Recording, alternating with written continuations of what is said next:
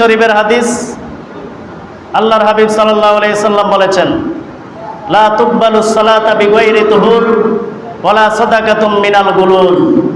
পাক পবিত্র ছাড়া নামাজ যেমনি ভাবে হয় না, পাক পবিত্র হালাল রুজি ছাড়া দান সদকা করলেও কবুল হয় না। কথা কি বুঝাতে পারছি? তাইলে পাক পবিত্র হয়ে নামাজ পড়তে হবে। এটা নামাজের আদব, নামাজের তাজিম। এই নামাজের তাজিম করা ফরজ, আদবের সহিত নামাজ পড়া ফরজ, ঠিক কিনা? এরপরে আসেন 2 নাম্বার, কালামুল্লাহ, আল্লাহর কোরআনকে তাজিম করা ফরজ, কোরআন শরীফকে সম্মান করা ফরজ।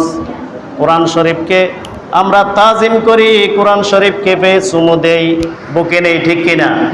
এটা কোরআন শরীফের তাজিম। আল্লাহ পাক রব্বুল আলামিন কোরআনুল কারীম ইরশাদ করেছেন, ওয়াইজা কুরিয়াল কুরআন ফাসতামিউ লাহু ওয়ানসিতু লাআল্লাকুম তুরহামুন।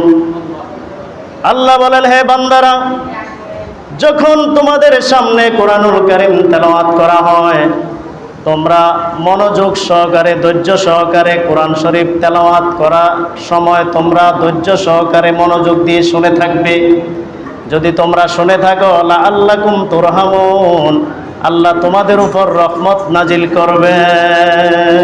সুবহানাল্লাহ। তাইলে কালামুল্লাহ, কোরআনকে তাজিম করা হচ্ছে কি ফরজ।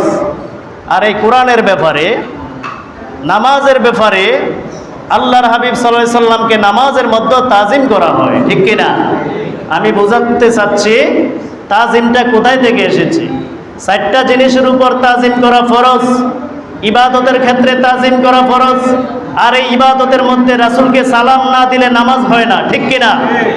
রাসূলকে সালাম দেওয়াটাও কি ফরজ। আশা করি বুঝতে পারছেন। কালামুল্লাহ, কোরআন শরীফের কথা বলেছি, সেই কোরআনকে কেউ ধারণ করতে চায় নাই। পাহাড় বলে এত ভারী জিনিস আমি বহন করতে পারবো না, জমিন বলে এত ভারী জিনিস আমি বহন করতে পারবো না।